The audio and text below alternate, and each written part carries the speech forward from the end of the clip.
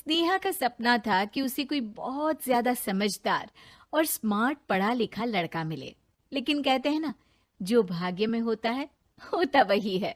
देख, मैं साफ कह रही हूँ, लड़की के बाप के पास भर भर के पैसा है। अरे एक बार लड़की ने तुझे पसंद कर लिया तो समझ के पैसे की तो नदियां भर जाएंगी, लेकिन फिर भी तेरी प्यास नहीं बुझेगी बेटा।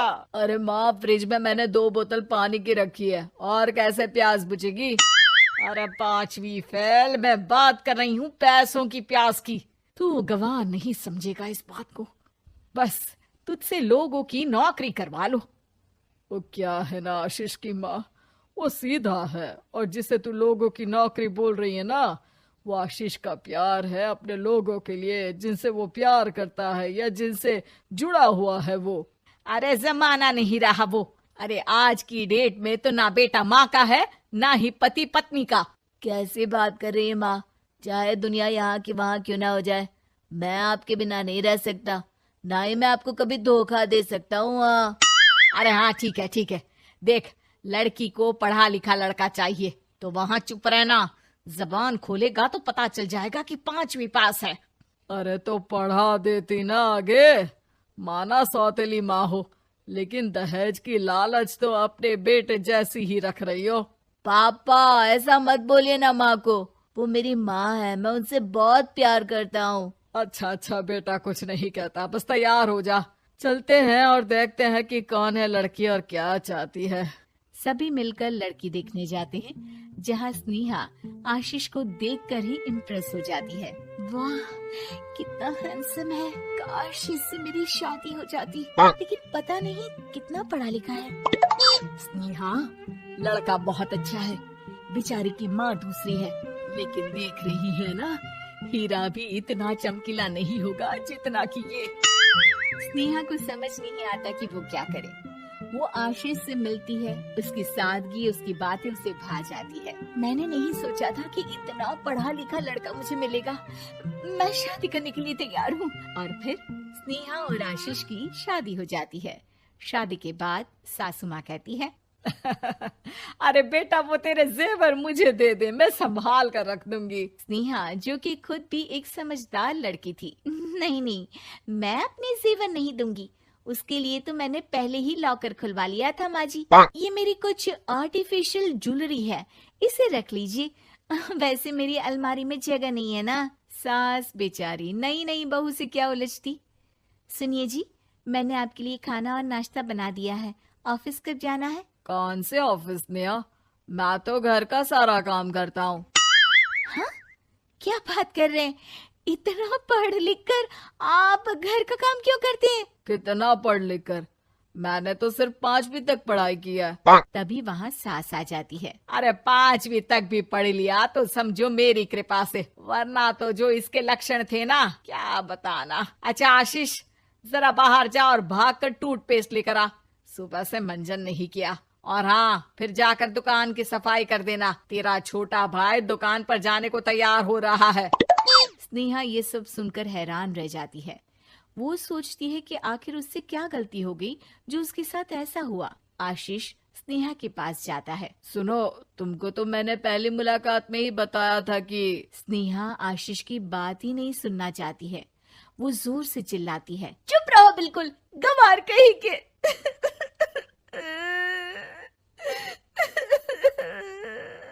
कितना बड़ा धोखा हो गया मेरे साथ, अब मैं इस घर में नहीं रह सकती।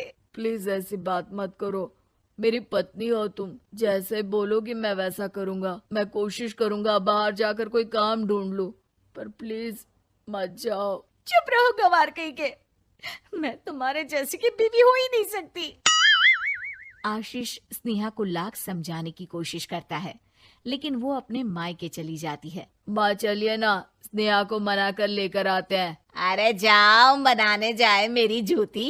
इतना घमंड, जैसे कलेक्टर हो कहीं की महारानी। अरे मैं तो तुझे कहूंगी कि तू भी भूल जा, हमने नहीं भगाया, खुद ही तो गई है। माँ वो बीवी है मेरी, मैं प्यार करता हूँ उससे, मैं जा रहा हूँ उसे लेने। वहीं स्नेहा के घर पर, माँ वो तो कुछ काम ही नहीं करता, घर का नौकर है, 5वीं पास।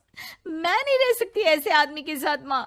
बेटा वो लड़का बहुत अच्छा है, उसकी तारीफ मैंने हर किसी से सुनी है। तेरा पति है, अब तक एक गलत माँ के साथ रह रहा था, तू संवारेगी तो संवर जाएगा। तभी वहाँ आशीष आ जाता है। मुझे माफ कर दो स्नेहा, पर प्लीज मुझे छोड़कर मत जाओ। मेरी माँ के जाने के बाद मुझे तुम्ही से सारी उम्मीद है। तुम जैसा कहोगी मैं करूँगा, पर प्लीज मेरे साथ रहो। सबके समझाने बुझाने के बाद स्नेहा आशीष के साथ घर आ जाती है। आ गई महारानी, अब आई हो और सच्चाई भी पता चल गई है, तो थोड़ा तमीज से पति के साथ घर देख, रसोई संभाल और हम सबकी सेवा कर। देखो, मैं अब इस घर में बंटवारा चाहती हूँ। जो मेरे पति का हिस्सा है वो उसे मिले और वो आज से कोई काम नहीं करेंगे। हिस्सा ले लो, लेकिन कमाओगे क्या, खाओगे क्या, धूल मिट्टी। अरे तेरा पति किसी काम का नहीं है, वो तो मेरा बेटा कमा रहा है तो 2 रोटी मिल जाती है इसे। तभी वहाँ स्नेहा के ससुर आ जाते हैं। मैंने एक बंद फैक्ट्री को पहले ही आशीष के नाम कर दिया है और घर के 2 तल्ले में 1 तल्ला ले लो। मैं तो आशीष के पास रहूंगा, वकील थोड़ी देर में आता ही होगा। अरे जाओ जाओ, 2 दिन में भूख से तड़प कर सब वापस आ जाओगे। बढ़िया आई बहू बेटे वाली। फिर क्या था, स्नेहा आशीष के साथ मिलकर बंद फैक्ट्री को खोलती है और मन लगाकर काम करती है।